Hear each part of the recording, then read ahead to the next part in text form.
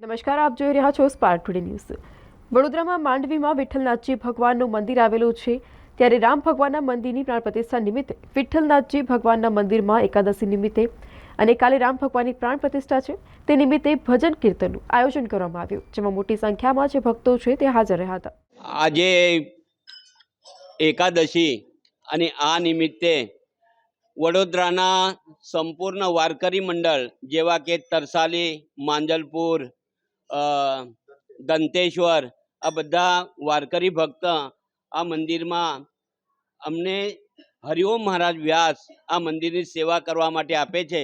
અને સર્વ ભાવિક ભક્ત આ પંઢરપુરમાં જે વિઠ્ઠલનાથ છે એમનું રૂપ અહીંયા પ્રગટાયું છે।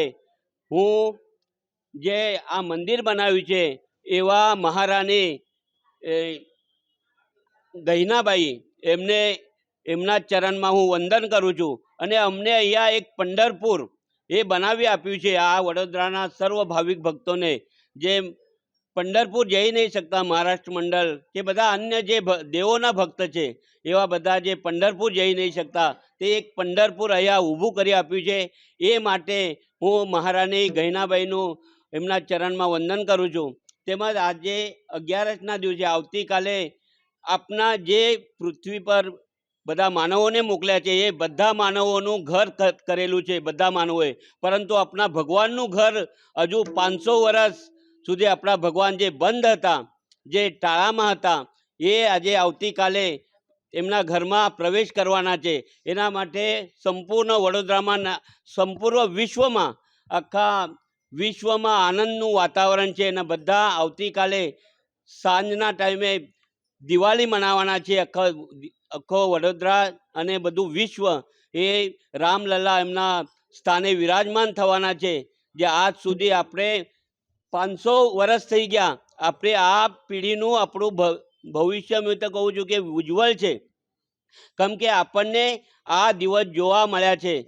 તમે જાણો છો કે આ પ્રયત્ન કરતાં કરતાં 500 વર્ષ ગુજરી ગયા, અને આ 500 વર્ષના દરમિયાન કેટલાક રામ ભક્તો આપણી શ્રદ્ધાંજલિ વહી છે।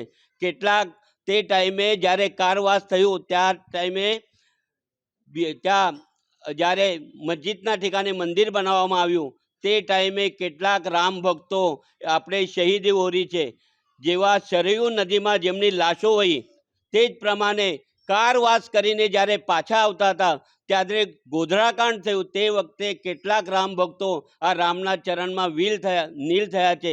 એના માટે આજનો જે એમના પ્રયત્નોથી, સાધુ સંતોના પ્રયત્નથી અને આજના પંતપ્રધાન નરેન્દ્રભાઈ મોદી એમના પ્રયત્નોથી આજે આપણને આ દિવસ જોવા મળ્યું છે, એ અમે બધા ધન્ય માનીએ છીએ। અને આ વિઠ્ઠલનાથ ભગવાનની જે સેવા કરવા મળી છે એ બદલ હરિઓમ મહારાજ વ્યાસનો હું આભાર માનું છું। અને અમારા સર્વ મંડળી, વાદક, ગાયનાચાર્ય, મૃદુંગમની, આ બધાનો હું આભાર માનું છું। અને સૌ રામ ભક્તોનું પણ આભાર માનું છું કે આજનો દિવસ આપણે જોવા મળ્યો છે, એ બદલ વિઠ્ઠલનાથ મહારાજના ચરણમાં હું લીન થઉં છું।